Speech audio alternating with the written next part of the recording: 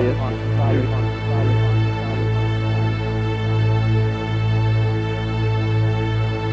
AMMACH project. Knowledge, comprehension of knowledge, placing knowledge into action, using these knowledge here against the practice of classification, and therefore direction for doubt.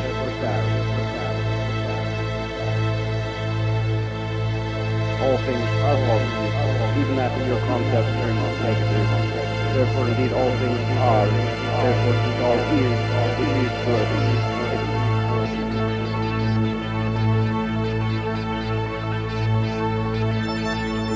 It is beneficial, even after it turns negative.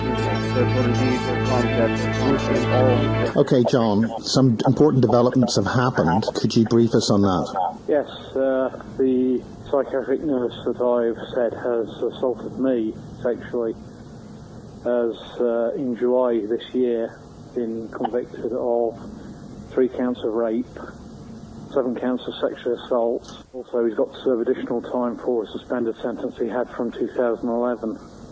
He's got 12 years in jail for the rape and sexual assault of a child under the age of 13, and also for the sexual assault of another psychiatric patient in the south of the county.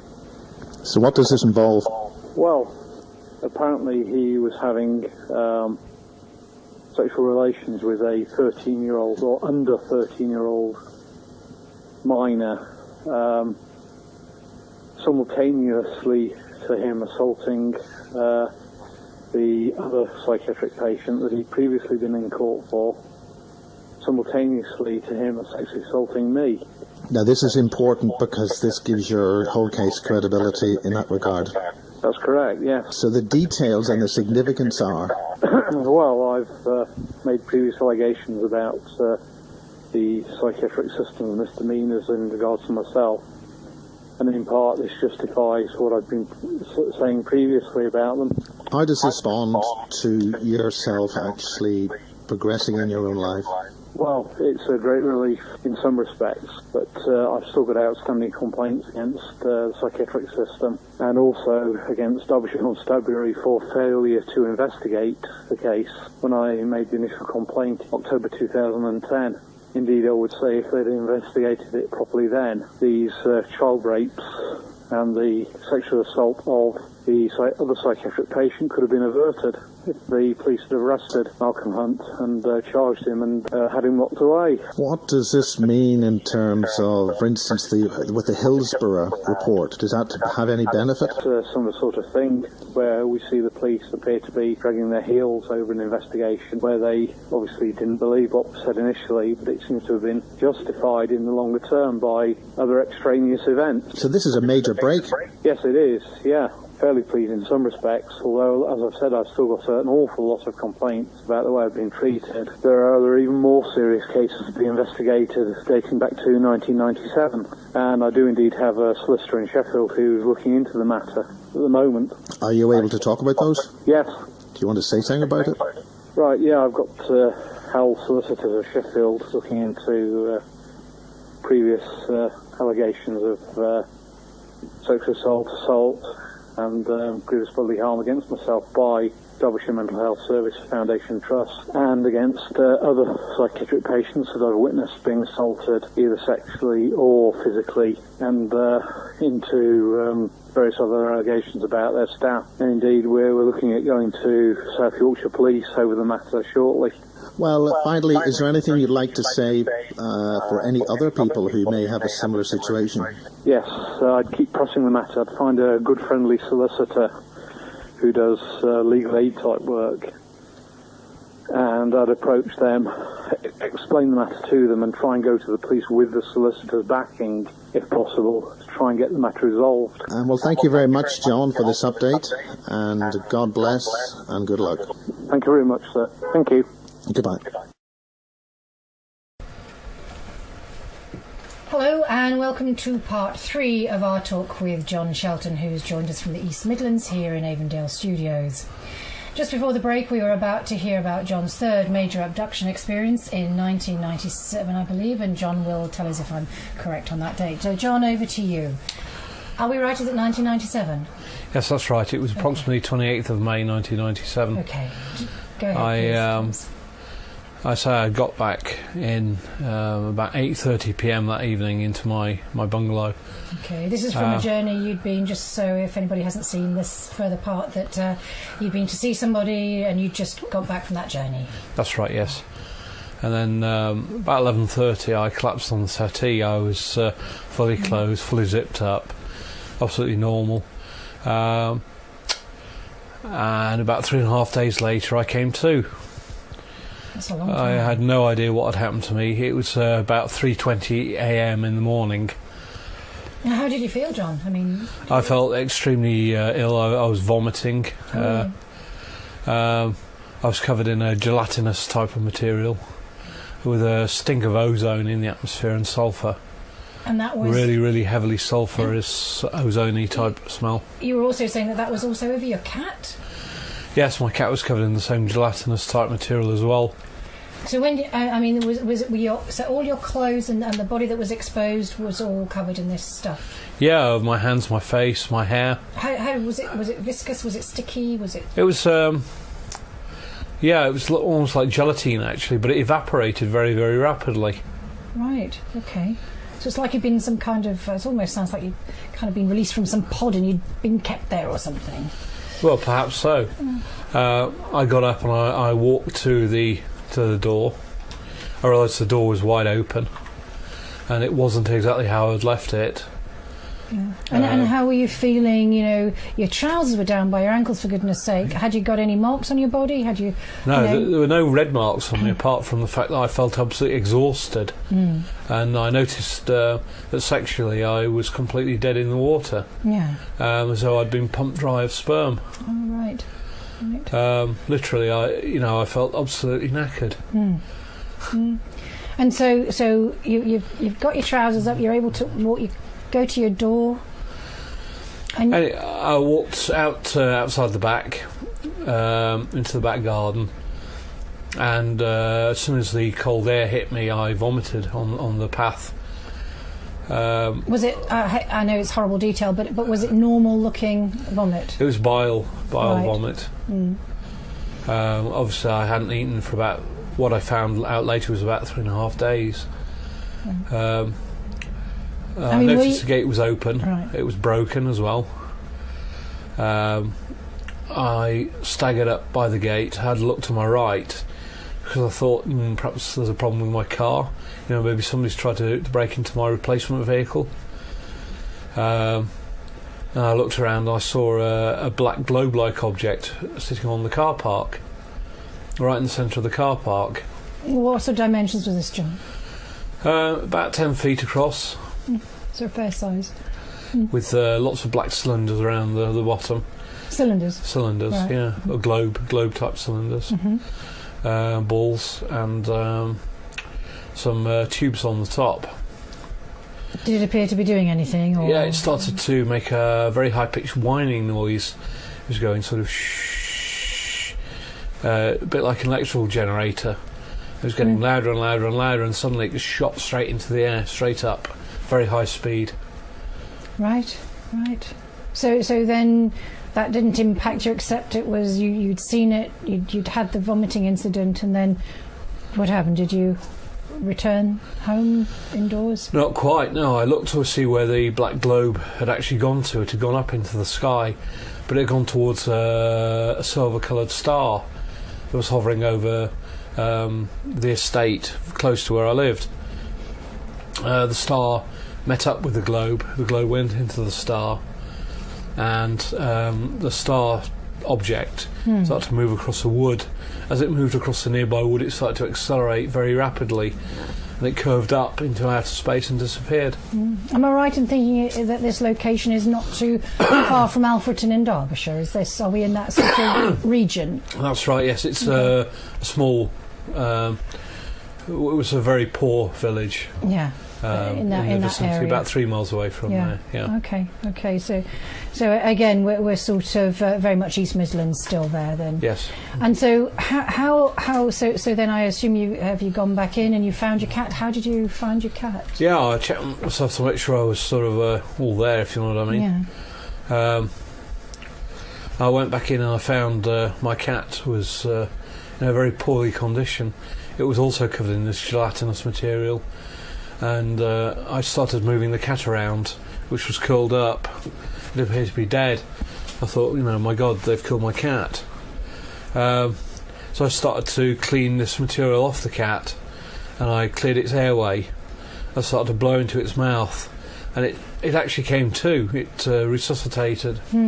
And how long did it take for this gelatinous material to evaporate? About 5 minutes. About 5 minutes. So you'd still have some of this on you at this point, did you? Yes, I still had some of it embedded in my clothing. Right. My clothing really stank of ozone. Yeah. Really, really sulphurous, ozone-y type smell. Yeah. And how long did that last on your clothing for? I mean, was the clothing stained in any way from that? There was no staining, but it felt very brittle afterwards. It felt very coarse. Yeah. A bit like cardboard. Mm-hmm. Okay.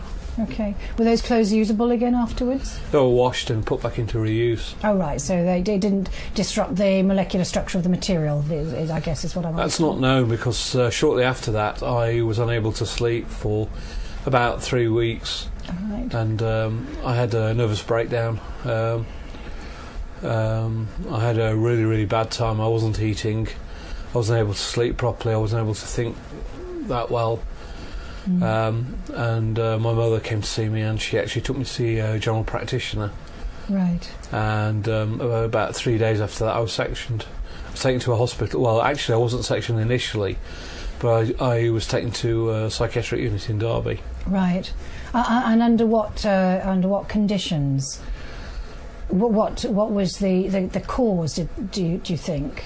I mean, the breakdown. Did they cite a particular? Well, they process? said I had a severe reaction to stress. Right, severe reaction to stress. Okay. So what happened from then on, John? Well, I was in the psychiatric unit for about 6 weeks. I was appallingly treated from the word go. Very, very badly treated. In what respect? I mean, they didn't treat you sympathetically, or no. They didn't believe anything I said. That appears to be normal with psychiatry, that they don't believe anything you say about anything in particular. Were you telling them about the UFO incident? Not in particular, no. Right. I held back on that, to be honest, so they weren't aware of it. I was assaulted. I was kicked on the floor. I was kicked in the face, on this side of the face. And who for what reasons were you assaulted? What happened to cause that? Well, I've had previous problems with that organisation, not knowing really anything about them. So which organisation are we talking about? Derbyshire Mental Health Service Trust. Okay. About 2 years prior to my nervous breakdown, an ambulance was seen circulating in the village where I was based, and they actually were asking for me by name. Bear in mind I was working at the time and I had no business with them at all. In fact, there was nothing wrong with me at all. That's a peculiar thing, unless you had a friend working for them. No, well, indeed I don't. And I was told they had my name on a list of people to pick up and section. Wow. In fact, this is how they do indeed work, with lists of names. They go around and collect people in like a paddy wagon. Basically, they were doing that, yes. Okay, so they've got you, and so your mum was your mum with you when you were sectioned? I'd say I wasn't initially sectioned. I was taken there as an informal patient. Right. Okay. She was with me initially, yes, but soon left. I had no idea where I was. I'd never been in any kind of NHS hospital in my life for any purpose at all. What age are you now, John? I'm 49. This happened when I was 34. I've always been extremely healthy. Yes. I'd never had any health problems at all. When I'd been in the military, I'd in fact been a good runner. Yeah. Reasonably good record. I'd been honourably discharged. Yeah. I had no particular service problems at all with the military. Right. We'll come back to some of those. I want to talk to you about your work life in a minute, but let's just go back to do you believe that you were assaulted, that the people who assaulted you were allegedly psychiatric nurses or Yes, the MOD came to see me, in fact, and confirmed that my former girlfriend had been complaining to the mental health people that I'd been sort of after her, and that she was actually the one behind the assault, also behind my arsoning of my vehicle and the shed, and also the attempted arson of the bungalow I lived in. and was there any truth in the fact, or to her statement, that you had been after her? Was that? Well, she was my ex-girlfriend. I mean, obviously, yes. But not after she was ex. That was it. You. No. I cut the relationship had been cut off about a month prior to this event, so it was a dead issue as far as I was concerned. Yeah. So this was a surprise for you, was it? Yeah, it was a big surprise, really. Right. Okay. Yeah. So because of the complaints that she'd made, then did you think that precipitated the assault on you? Yes, I do indeed. Oh, yes. Right. Okay. Again, by nurses, by alleged nurses. Oh no, they were definitely nurses, because I still know them to be nurses today. Right. Okay. It was indicated to me if I tried to escape, I'd be harmed. They threatened me with a Walther P38 9mm semi-automatic pistol. Who? They had in the one top of the drawer. nurses? One of the nurses, indeed so. Okay. These male nurses? I made an emergency... Male nurses, yes. I made an emergency call to the Ministry of Defence for assistance. They turned up after I'd been there about a week or so, and they tried to secure me into their possession. Yeah. I was surrounded by nurses, threatened with a handgun again by nursing staff. Where were the MOD people or reps? There were only two soldiers and an old retired major who had come, an RO2, retired officer grade 2. The soldiers were threatened with a handgun by a nurse. The soldiers then seized a member of the psychiatric unit as a hostage, but it didn't work because I'd been dragged back up to Ward 33 by then by the psychiatric staff. Right. I was forcibly injected, and do you know what you were injected with? yes, it's a substance called Accuphase, or something like that. It's commonly used to sedate patients. Right. And the MOD claim through their monitoring of the phones at the psychiatric unit and through using GCHQ to monitor the psychiatric unit's public phones and the private lines and the call centre connections, that I was unconscious for a period of about 8 days. Oh, really? So that's really shocking, John. So on what basis did they not release you into the custody of the MOD? Well, the MOD had picked a fight with them, basically, and as far as they were concerned, section's a section. Right. It's a legal section. Yeah. The MOD disagree on the basis they knew I would come to harm there. So the MOD, in fact, were acting on my best interests. Right. And trying to take me into their care, basically. Take me away from the area. Yeah. They'd warned me whilst I was doing work in Shorewell Barracks not to have any association with the NHS in particular. What it appears is that my former girlfriend had accused me of treading, which is, again, I've already said in the earlier tape, is totally illegal in the East Midlands. And the penalty of that is to have your male organs altered, reduced in size so they're ineffective, and also other areas of the body as well, such as the mouth, are altered to give it a disabled appearance. Right. So, John, you've said to me in an earlier chat that you were there for a period of about 6 weeks. Is that correct? That's right. Yeah. What do you know? What happened during that 6 weeks, apart from being medicated heavily? Yes, I was obviously operated on because I have a surgical scar running down my centre, down my crotch. Right. So you were subjected to... My organ's length has been reduced, it being a coil, reflex coil and box with horns and a blood supply womb with a mucous membrane and microbrain, otherwise known as a P-brain, nickname they give it, the P-brain.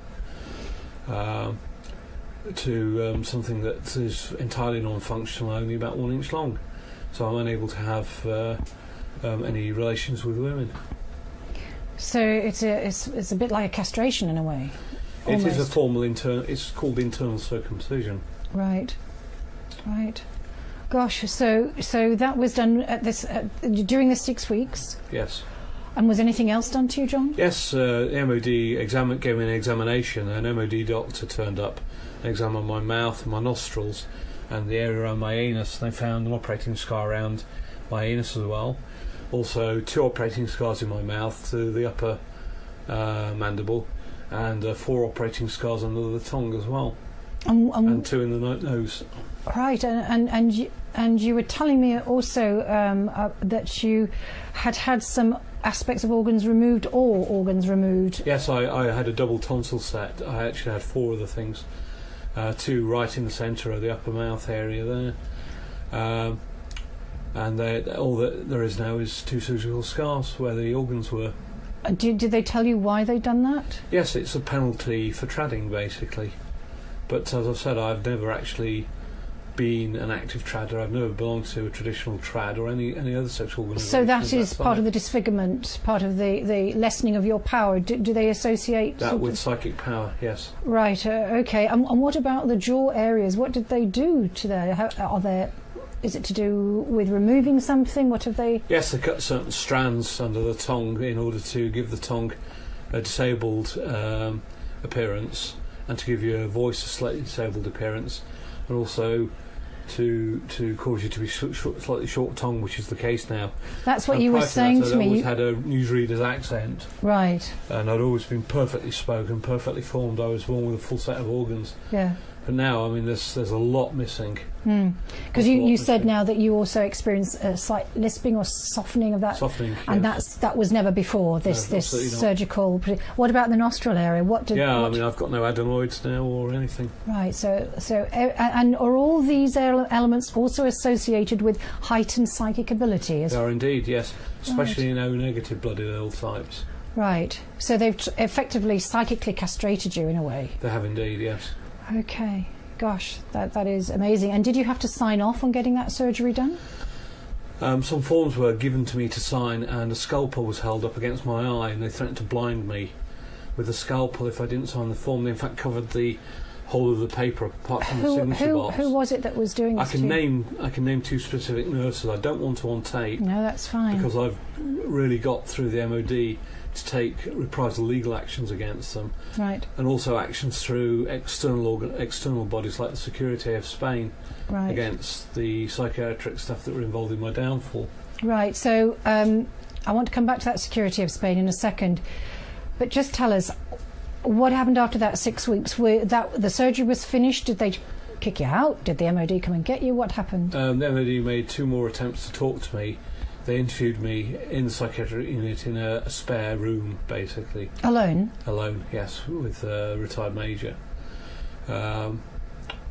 I then had 9 further meetings with them over the period from 1997 through to 2007. Right. Just before we go into any of those, was that after the 6 weeks? How did you leave the psychiatric unit? I was discharged into the community. Right. Did Mum come and get you, or were you? Yeah, I had regular visits off both my parents, actually. Right, okay. And my sister. Yeah, great. So you went back home? Yes, I had to go home. I had to put the bungalow I was in up for sale. Right. Obviously, I had no job to go back to. And I was unable to pay the very small mortgage that was on it. Right. And so we'll have a think about that bit in a minute, but I want the Security of Spain, is that... Yes. Can you tell us about that? Yeah, they were an organisation set up by British European Mastodon, or British European French, or British English citizens who have been very, very severely abused by psychiatry, roughly from the mid-1980s all the way through the 1990s into the 2000s. Yeah, because I'd never heard of Security Spain before, so this is interesting. It's an extremely dodgy organisation. Oh, okay. In many respects. I'm not quite sure how to go into it, really, because it involves the execution of other British citizens by the Security of Spain who do harm to innocent British people in this country when they're caught abroad. A bit like a vigilante reprisal. Not vigilante, they're actually sponsored by the EU to do it. Are they? And they can only operate within mainland Europe. And also they've got some sponsorship from Mossad, which you appreciate is Israeli intelligence. I do organisation. indeed. I do indeed. But they originally started operating at Barcelona Girona Airport. Okay. They were a very, very distinctive black uniform with a black Samavasta type hat, which is the old Spanish police uniform. Right. So basically, the Securite of Spain are looking for psychiatric personnel. I mean, that is personnel who work in the psychiatric field who are known to have perpetrated on innocent war crimes, basically, against British public. War crimes, yeah. Well, it is. They're absolutely outrageous. Yeah, sometimes they're nicknamed Martian police, actually. The Spanish, the Securite, Martian police sometimes, yeah. Well, Martian police, okay. Well, that's very interesting. All right. So the Securite are involved or not involved with your case, or they've been aware of it since at least 1998 because I've had 2 letters from them. Right. Once in 1998, once in 2004. Were they solicited? Had you written to them? No, I hadn't actually. No, they contacted me quite spontaneously and advised me to leave the country immediately and go to Barcelona Girona Airport with my belongings and to seek political asylum in Spain. Gosh, that's very serious. They told me I'd be murdered if I stayed in this country, fairly slowly by psychiatry, but there's always the possibility of the fact that the East Midlands police forces are well known for conducting murders against people they perceive to be tradders or witches, real ones, as opposed to ceremonial witches. I mean, ceremony means absolutely nothing to power. Yeah. It seems that you've had quite an awareness of all of that, that field, because you mentioned it a few times. So it's obviously come across, your radar a little bit, the tradders and the tradding and everything, but that not that it's of your sphere. You're not involved in it and not practicing it or anything like correct, that. Yes, yeah. Absolutely.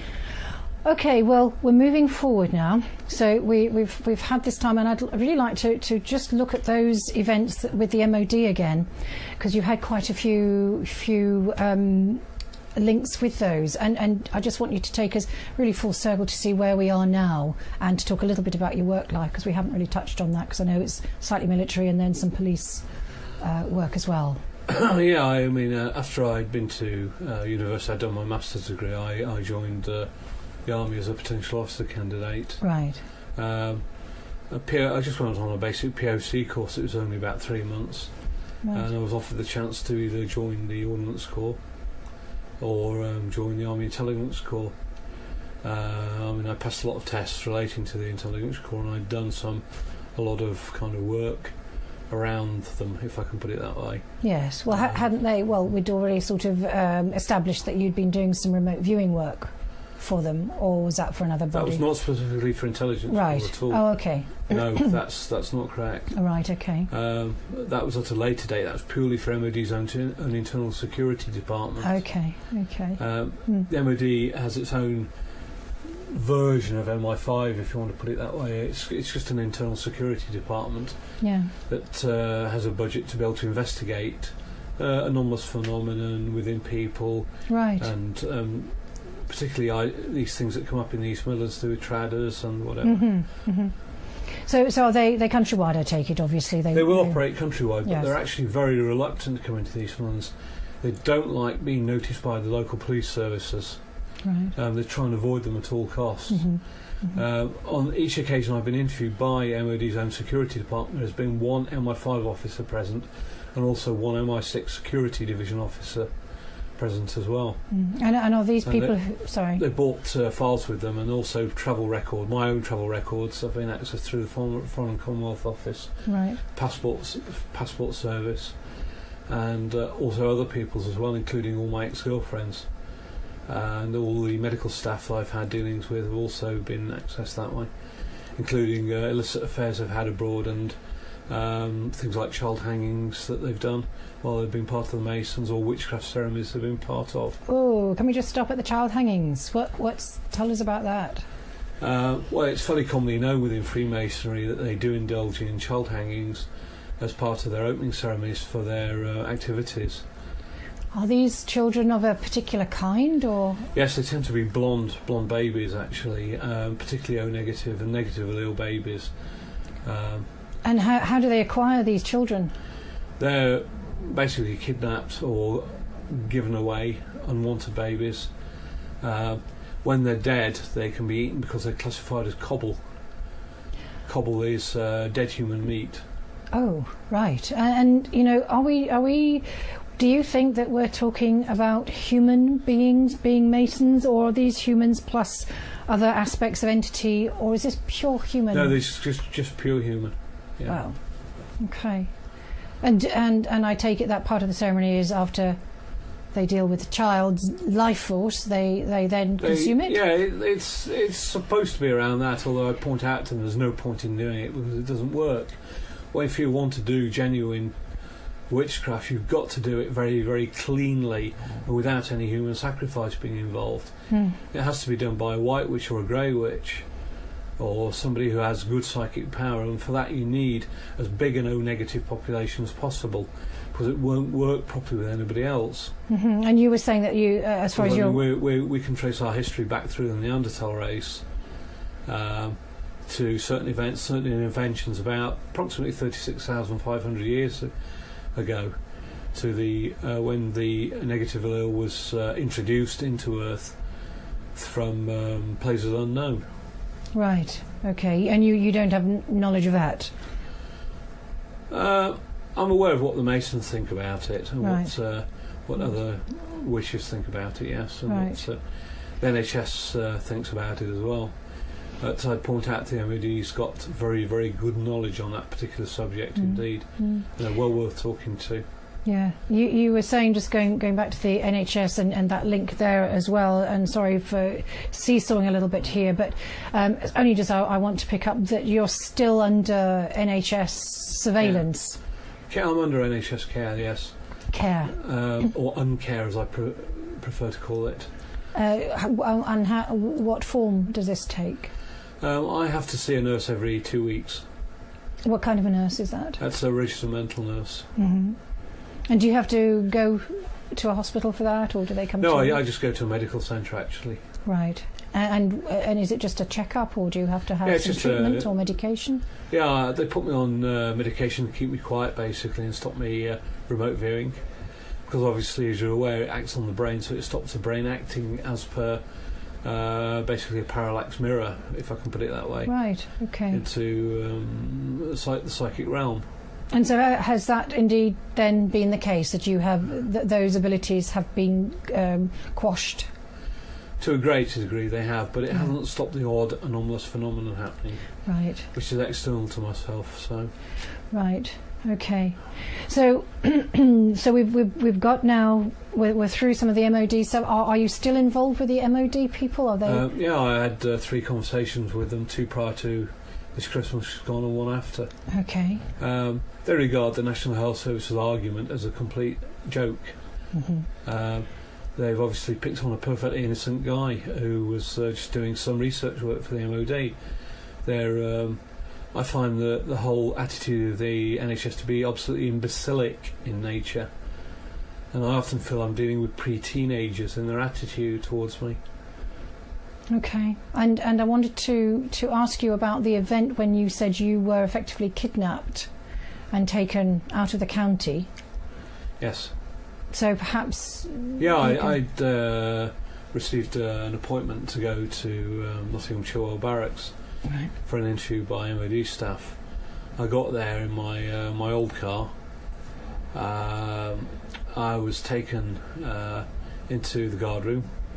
The letter I'd been sent in the post was torn up, so there was no proof of the meeting. I was taken to a side room, then taken to a barrack block where I was hooded. I was then put in the back of a tranning van, light blue Bedford Midi tranning van, and taken what turned out to be southwards towards Loughborough. I was taken to a new estate in Loughborough, to a safe house where I was interviewed day and night. How you were describing the van. What was that? You were calling it a tranning van? What's a tranning van? A tranning van, it's where they hide to do psychic activities. Oh. In other words, I'd take the van out into the countryside, into a remote country lane, park up, and try and remote view from the back of the van where there's no electrical interference from buildings or any caging effect of a building on on a signal or Is anything. there like anything that. special about the van itself apart from? No, nothing at all. It's just an empty van with a carpet in the back. So just a van. Okie doke. So so you're taken and you're hooded. And how do you know where you're going if you're hooded? Because when I got there, I recognised exactly where I was because I saw a Safeway supermarket in the distance. I thought, hey up, I used to go shopping there with my Loughborough University girlfriend. I'm thinking, I know where I am now because I can see the university in the distance. I thought, that's Loughborough University. I used to work there as a research assistant. Right. I thought, it's not very good disguised by them. So what happened? What happened? I was interviewed all day and all night until about 3 a.m, 4 a.m. the following morning. About what? About all my recent activities, the alien events that had happened, my NHS uncare, if I can put it that way. What did they say to you about that? They were trying to indicate to me ways of getting out the county, possibility of moving abroad, moving into military accommodation temporarily while I got a new passport and new identity, and how to get funds. They were also talking to me about how they funded themselves by actually doing fraud and theft, basically, on a very, very grand scale, and banking fraud. Gosh, aren't they taking their life in their own hands also, telling you Yes, this and kind of stuff? they've lost men doing it as well. Right. Well, for what purpose would they be telling you that kind of information, do you think? Because I think they basically wanted me to join them. Right. Right. And you would? Or I would have done if Yeah. the NHS hadn't still been on my coattails. Right. Right, okay. So where does this leave you at the moment then, John? How was all these experiences over the years and, this medication business, which seems to be mandatory? Yeah, technically it isn't mandatory, but in effect it is mandatory. That's what I mean, yeah. They can't force you at the moment to take it all the time, but if you do stop taking it, they will indeed sanction you for not taking it, although in law you don't have to take it. So it's a double-edged sword, really. So have there been any other events or anything around, the latest? So here we are, 2012. Is there anything that you brought through these years with you that might help you at this time, or is of information that may be useful to anybody else watching this? Yes, I've got a lot of information relating to blacklisting that's been going on. I'm aware of two well-known members of the psychic realm. Can I say their names on air? We can for me. Yeah, and Andrew Johnston. We did actually mention him and Sasha earlier on. And Sasha Christie. Talking about... Yeah, they've been blacklisted by the MOD and by the state for information. Basically, I'm aware that Sasha's undergoing several what appear to be attempted abductions, alien abductions or alien-related events. Yeah, she does seem to. And that Andrew in particular does a lot of research on Mars and the Moon and that kind of thing. Yes, he does. I was told that's really forbidden fruit to go into that. If you've not got a security rating of at least infrared, Home Office rating. Can you give us the different colour codings? Yeah, black is the basic rating. It just means common or garden press-related material. So it means that you only have access to that. You'll never be able to access anything Anybody else. who's got a black rating won't have any access to anything vaguely secret at all. Right. I mean, it's literally just stuff that's covered in the newspapers. Right. But if you get an infrared rating or a grey rating or a Grismont orange rating or a magenta rating or a violet rating or a raw purple rating or an ultra blue presidential rating or an infra blue rating, which is even higher, then you'll be able to access foreign material, for example, relating to UFO abductions in the United States. Right.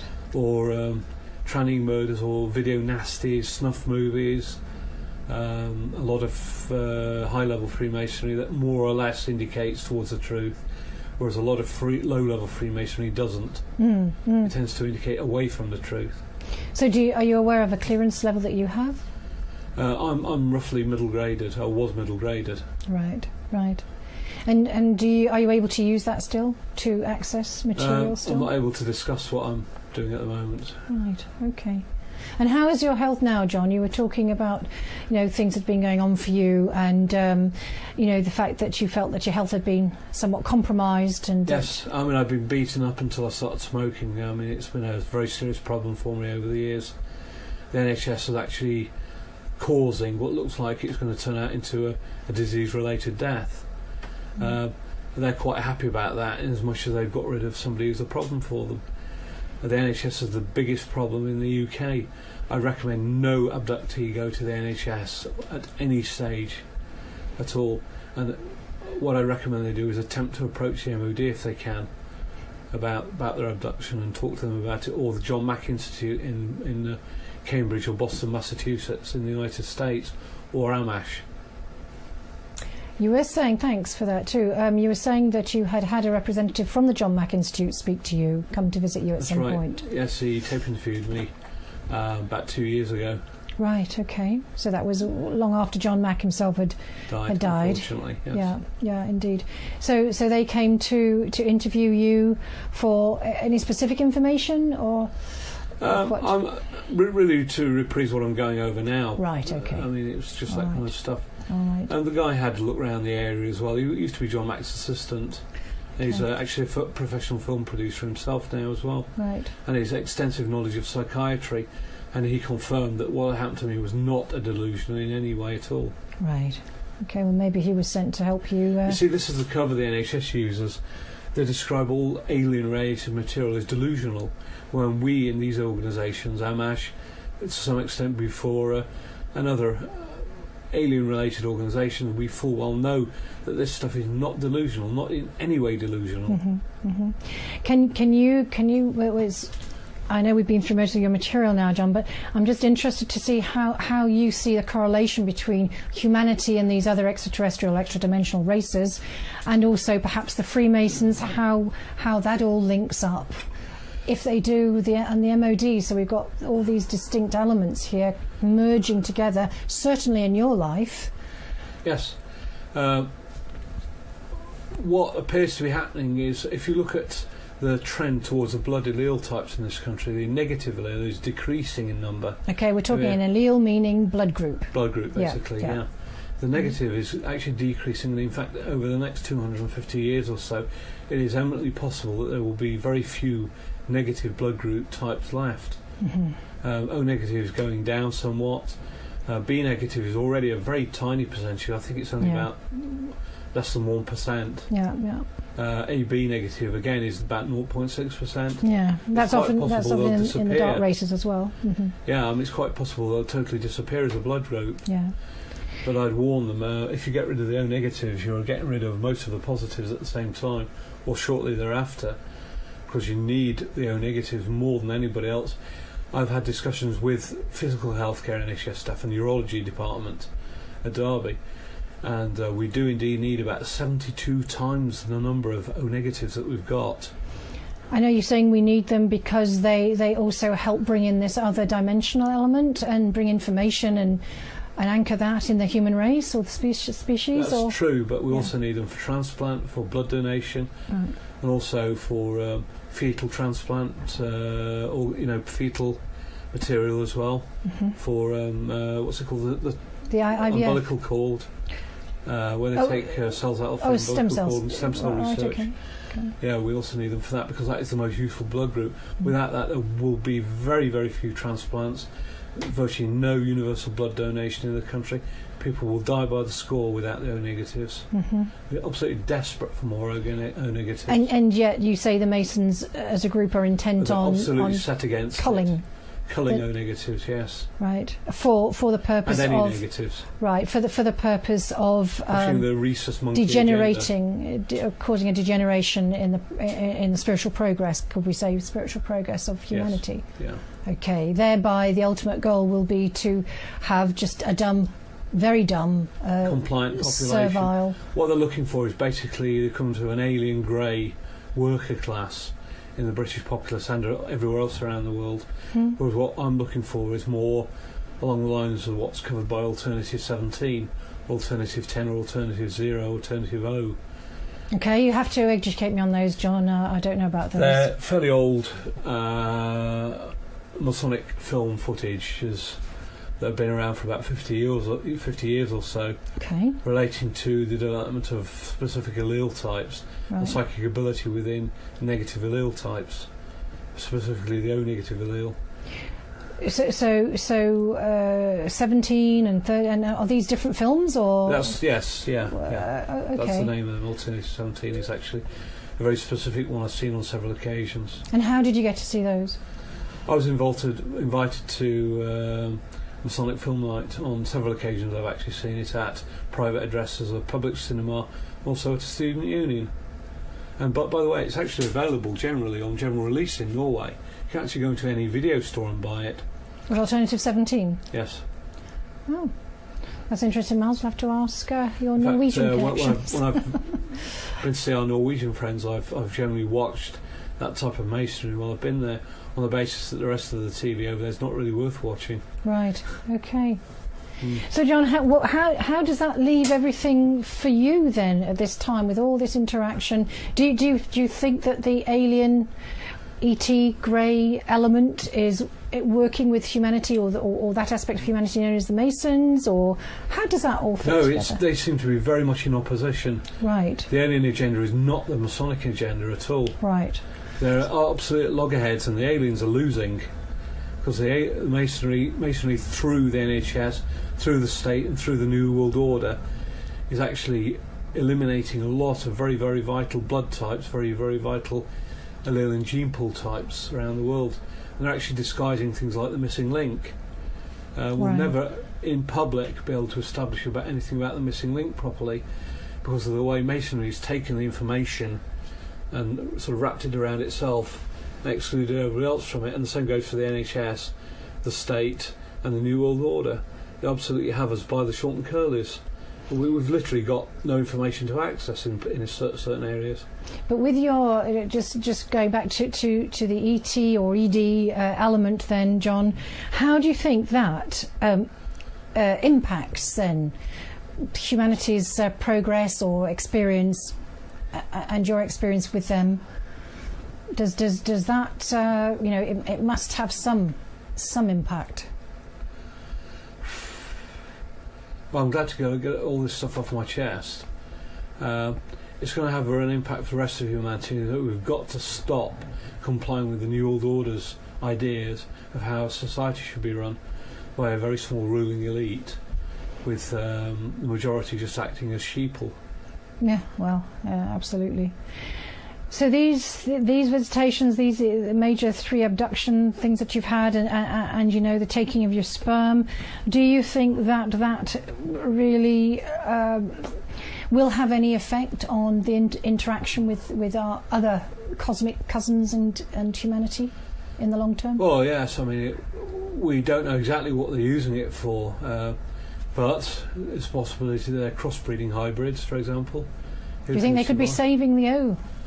Yes, negative. They could be saving the O negative almost, or crossbreeding with O positives, because the numbers are both taken in abduction. Yes, yeah. Or with B negatives as well, to create a BO type or an OB type, or to create an AO type cross as opposed to an AB type cross. Yeah, very interesting. So, John, I don't know if Miles has got any comments to make, but I think we're coming to pretty much wrapping up our interview, unless you perhaps have some closing thoughts for us. I think if we could think of 5 major points to remember, 5 major points to consider in short order. Or if you got 5 points or 10 points. Well, I think first of all, it seems to be a major health issue, mental health issue. It is, yeah. Because you're not the only person to have mental health implications, because you have said you have had, or there's been some. I mean, I know it didn't come about initially through the alien interaction business, but certainly other people have, who we've spoken to, have had psychiatric intervention, and which has been very negative in nature. Really. So there is that perhaps to be aware of, and also to give comfort to those others who do have experiences that this isn't just a psychiatric disorder. This is not a psychiatric disorder. This is a real thing. I mean, most of my experiences derive from before any diagnosis of of course, severe reactions to stress or psychosis, for example. And you're a guy with 3 degrees, so you've been able to function very, very well. In terms of the academic kind of thing. You've obviously, in that way had extremely good functioning, of the intellect and the mind in that way, and you've clearly been able to function in life generally up until these other issues have come in and then sort of impacted you with the main illness. problem is state control really over the individual is the main issue in New World Order control over the world. Yeah. They've really got to be countered in a very, very effective way. And psychiatry's influence on people's opinions within society has got to be stopped dead in the water. And the only organisation I'm aware that was doing that was the Security of Spain. Right. But they were doing that very radically by terminating people who had caused harm to others. Indeed so. Okay, well that's not re-education, that's certainly elimination. So I don't know how we go about re-education, because it seems there's very different polarities here at work, and doesn't seem to be much of a middle ground at all. So we've got the New World Order, the Masons, and those groups on that side, and perhaps maybe interacting with some of the alien aspects on the others, but certainly from your experience, you're saying that the ET alien element, they're not relating to those others. It would appear on the From your ET side perspective. they're actually losing as well, because if you think about it, they're not abducting that many people. Overall, there's not really that many thousands being abducted, whereas there is an awful lot being killed by the New World Order around the world. Yeah. Well, some people think there's actually been a development in the heightening, if you like, or escalation of abduction. Some people think so. But anyway, John, I have to say thank you so much. Thank you. This has been an absolutely fascinating interview, and I really think you're a brave guy for coming and sharing your story. Thanks very much. Thank you. All right, John, thank you very much for making the time for this very important breaking news update. Please, if you can just start and telling me why you phoned us in the first place, John. Yes, in 1997 I was sectioned to Derbyshire to a Derby mental hospital after having suffered a nervous breakdown as partly a result of an alien abduction, partly as a result of splitting up with a then girlfriend. Right, and I know that you had a very severe experience with two psychiatric nurses at the time, didn't you, John? That's right, I was quite severely beaten by them. After a visit by the MOD went very, very wrong. Right, and the MOD were there for what purpose? They'd come to try and take me into their custody. All right. Because they regarded the Derby Psychiatric Unit as not being a safe place for me. All right, okay. So, John, I know we've covered that part in our interview, so I want to actually just focus on the community psychiatric nurses. Now, after this beating that you took from these two nurses, and I understand, John, that these two, are they men? Yes, they're both males, are still in employment by which mental health team? Derbyshire Mental Health Service Foundation Trust. Okay, and these two people are still in employment, and when you complained, what was their response? They threatened to keep me on section if I submitted a written complaint about them. Right. And they threatened to section me again if I make further complaint against them, so my only outlet really is to make this video about them. Right, okay, so John, the reason that you made the telephone call was because you said, Joanne, I have some breaking news. Can you please tell me what that breaking news was from your perspective? It involved a newspaper article. That's right, yes. The community psychiatric nurse who was allocated to be my psychiatric nurse between 2007 and 2010 has just been sentenced to 12 years in prison for child rape, for the repeated rape of an under 13-year-old child, and also for the sexual molestation and sexual assault of another psychiatric patient in the south of Derbyshire. Right, and I believe, John, that during 2007 this gentleman was allocated to you as a community psychiatric nurse. That's right. And till 2010, is that right? Well, that's right. He was arrested apparently in sometime in December 2010. Right. For the sexual molestation of a psychiatric patient. Right, and 3 months prior to that, you had in fact made your own complaint against him. Yes, I'd actually emailed 5 MPs and a European MEP Paul Newton Dunn, to warn them that he was engaging in illegal sexual activities with psychiatric patients. Right, well, just before and he'd attempted to sexually assault me. Right, I was just going to go back, John, if we can just look at the events that transpired whilst you were under his care. Yeah. And let's understand that this man was coming into your home, or your mother's home where you were, to administer what, John? He came in initially every week, and then every 2 weeks after a while, to administer an intramuscular depot injection. Right, and that did what, John? What is that? That's of a major tranquilizer. Right, okay. So during some of these visits, certain things transpired, and I believe on one occasion you found him going through your things, your private things. That's right, yes, I found him pilfering items from my bedroom, from Right. the locker drawers in my bedroom. Right. And what specifically? Well, it was photographic material, photographs of me when I was a student. Right. From 1983, when I was at Leeds Polytechnic. It was a student union card, and also a student rail card that he pilfered, and also some photographs from University of York, 1985. Right, Well. and what else? There was another incident that happened involving these photographs, John. Can you just describe what that was? Yes, I caught him masturbating in the bathroom, holding one of these photographs in front of him. Right, well, a picture of you, obviously. A picture of me, yes. Yeah, yeah. He'd ostensibly gone to the toilet, but I heard some rustling sounds, so I thought very suspiciously of it. It did sound like somebody was having a wank, actually, in the bathroom. Okay. So I opened the door, and he was indeed masturbating there. And when he saw me open the bathroom door, he attacked the bath fascia panel. So he just became very angry, Violent, violent by the sounds of it. Right. And he cracked the bath fascia panel. So it's also causing criminal damage as well. Yes. Okay.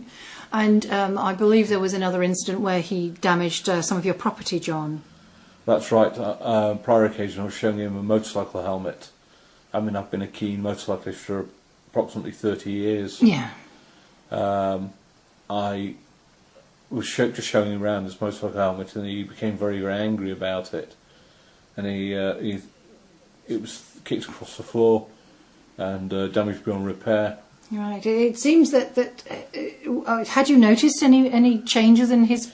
Yes, I had actually. He'd started bringing with him a metal stent-like object, a bit like a stencil that he was using to pierce the skin under the thumbnail on his left hand, and he was actually drinking blood like that. Sucking his own blood. Sucking his own blood. Yeah.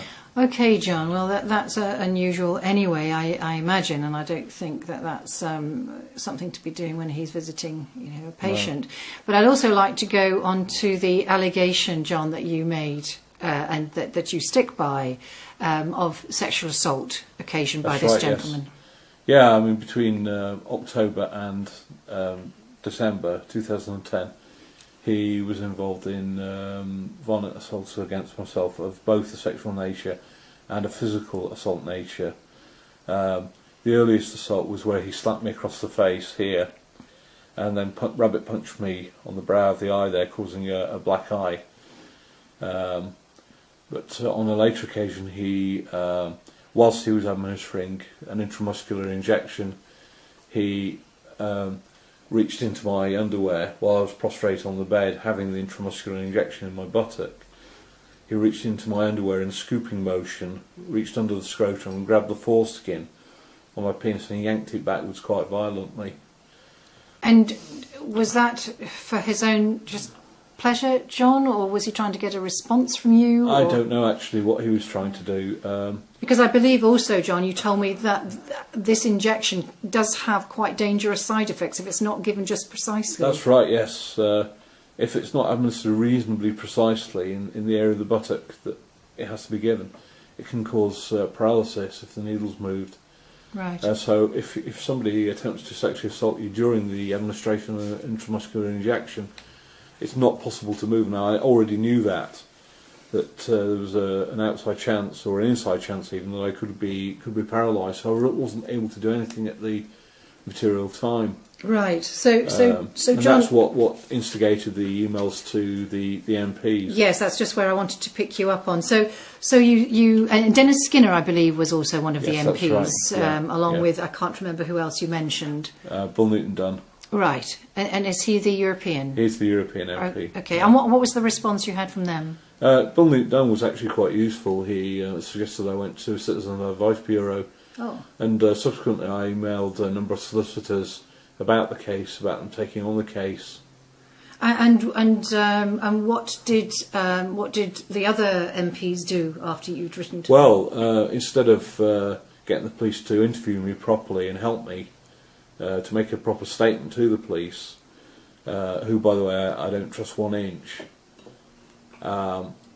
they told the Fixated Threat Assessment Centre in London about me, and lo and behold, I found myself being sectioned for 6 months for bringing a true allegation. Right, and just to clarify what the Fixated Threat Assessment Centre is, I did a quick bit of research on that, John, and I found that it was a Tony Blair product, and that it began in 2006, in October 2006, and basically it's a joint event between the Home Office, the NHS mental health units, and the Metropolitan Police Services. Yeah. And basically, as I understand it, this is particularly set up for protection for VIPs, the royal family, British royal family, and other people in the public eye from obsessed individuals. Yes. That's specifically what it says that it was about. Yeah. So I don't quite understand how you fit into that picture, John. No, I don't either, actually. I mean, I'd not previously had any contact with any of the MPs other than Dennis Skinner, but that was on an entirely separate matter. Right, and I understand also that they can use these powers. The unit can legally detain people. This is the Fixated Threat Assessment Centre. Yeah. What's it also known as? FTAC, is it? FTAC, is that okay? Yeah. And that they can legally detain people for an indefinite period without trial, criminal charges, or even evidence of a crime being committed. And this is in the UK, for goodness sake. And also, there are very, very limited rights of appeal for people who are detained under such law or such situations. Yes, that's my understanding as well. Right. Okay. Well, John, this is it's really important, and thank you very much for coming forward with this, because we understand now that Malcolm Hunt is behind bars for 12 years, and also that when you made your own legal complaint, and I believe that's ongoing, is it, John? About this. It is ongoing. I do have a solicitor dealing with it at the moment. Right. And do you currently have another CPN assigned to you? I do indeed. Yes. Right. And are they a gentler breed? Not really, no. All right. So it seems that these perhaps these people seem to attract a certain persona. Yes. That has some issues, perhaps. Certainly, yes. All right. Well, John, I don't know if you've got any closing comments, but thank you very much again, because it's very important to corroborate. I'd just like to thank you to yourself and Miles for talking to me about this issue, and it's important that these people who threaten members of the public with sexual violence are brought before the courts. Yes, indeed. And as I said, the Fixated Threat Assessment Centre was a new one for me, and I even read, and I don't know if it's still the case today, that the location of it in London was actually a secret. So whether that's known now, in 2012, I don't know. But anyway, it's absolutely shocking, and this really needs to be known. But I do think that the Malcolm Hunt issue, and it was in the Derby Evening Telegraph of the 20th of July 2012, is corroboration of your allegations that you made in our already recorded interview. So, John, thank you very much for that. I think it's been very important. Thank you very much. Thanks.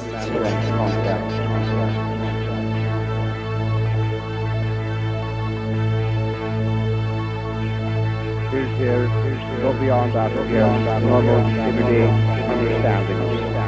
Indeed, that the belief concepts are indeed all things are equal. Not all man equal. All things be equal. All things be here of that original. Therefore, all is equal. So what does this involve?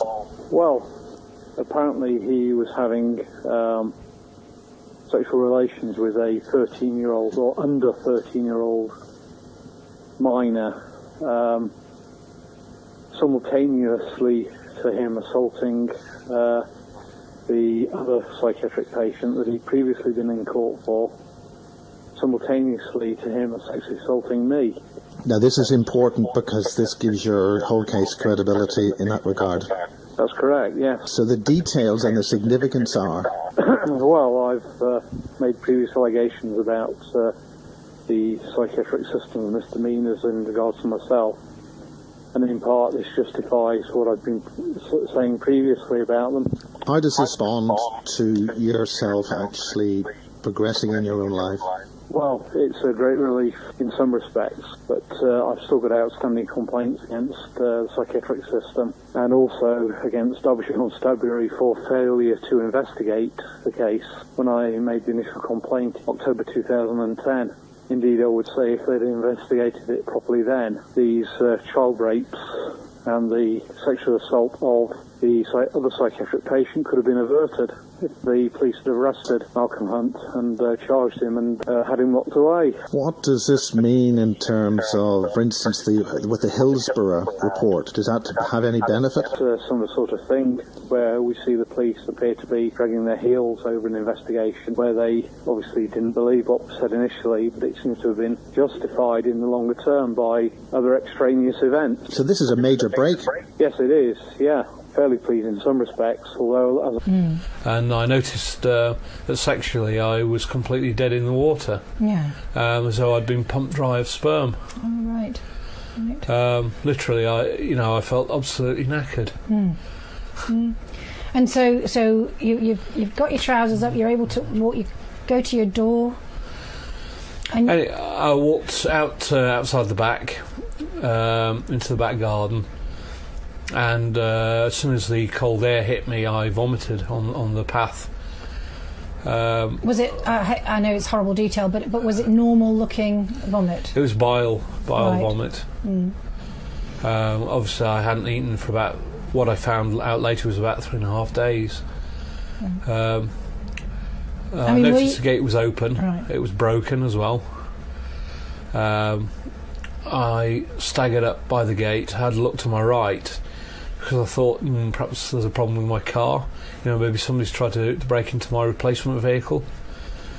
And I looked around and I saw a black globe-like object sitting on the car park, right in the centre of the car park. What sort of dimensions was this, John? About 10 feet across. So fair size. With lots of black cylinders around the bottom. Cylinders, right. Yeah, or globe type cylinders. Balls and some tubes on the top.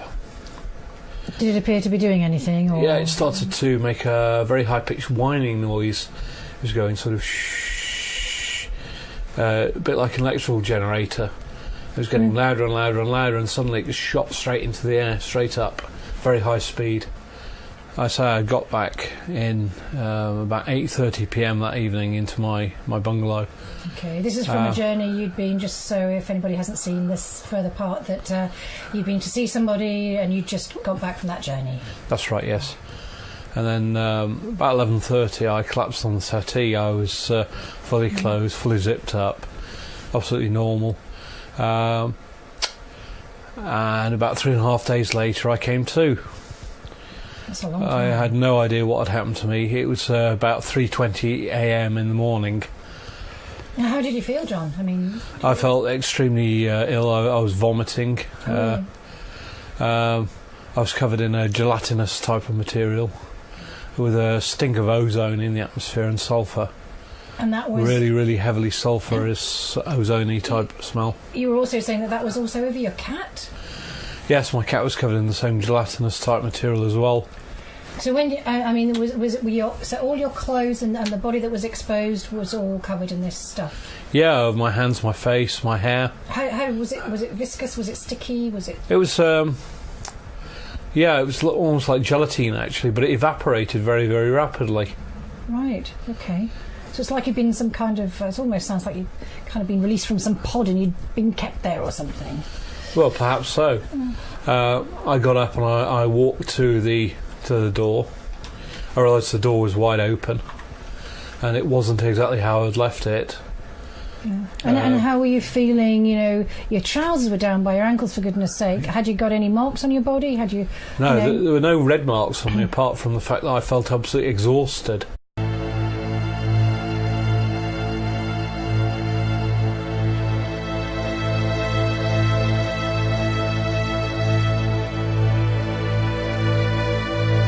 Loud consciousness.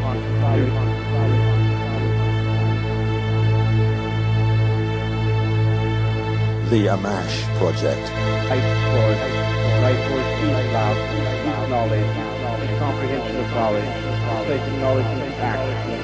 Is indeed knowledge here against the practice of manifestation, and therefore direction for Sarah.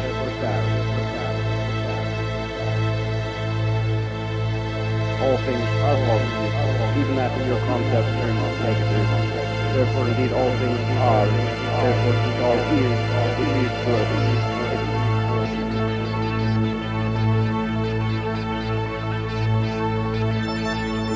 It is beneficial, even after it turns negative. Therefore, indeed, the concept is in all. Okay, John, some important developments have happened. Could you brief us on that? Yes, the psychiatric nurse that I've said has assaulted me sexually has in July this year been convicted of 3 counts of rape, 7 counts of sexual assault. Also, he's got to serve additional time for a suspended sentence he had from 2011. He's got 12 years in jail for the rape and sexual assault of a child under the age of under the age of 13, and also for the sexual assault of another psychiatric patient in the south of the county. As I've said, I've still got an awful lot of complaints about the way I've been treated. There are other even more serious cases to be investigated dating back to 1997, and I do indeed have a solicitor in Sheffield who's looking into the matter at the moment. Are you able to talk about those? Yes. Do you want to say something about it?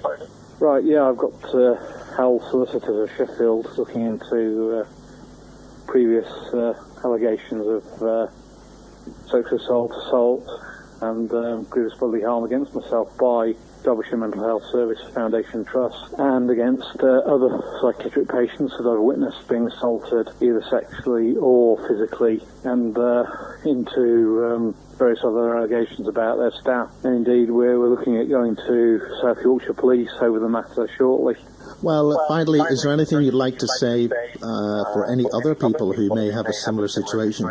Yes, I'd keep pressing the matter. I'd find a good friendly solicitor who does legal aid type work, and I'd approach them, explain the matter to them, and try and go to the police with the solicitor's backing, if possible, to try and get the matter resolved. Well, thank you very much, John, for this update, and God bless and good luck. Thank you very much, sir. Thank you. Goodbye. Hello and welcome to part 3 of our talk with John Shelton, who's joined us from the East Midlands here in Avondale Studios. Just before the break, we were about to hear about John's third major abduction experience in 1997, I believe, and John will tell us if I'm correct on that date. So, John, over to you. Are we right? Is it 1997? Yes, that's right. It was approximately 28th of May 1997. Okay. Go ahead, please.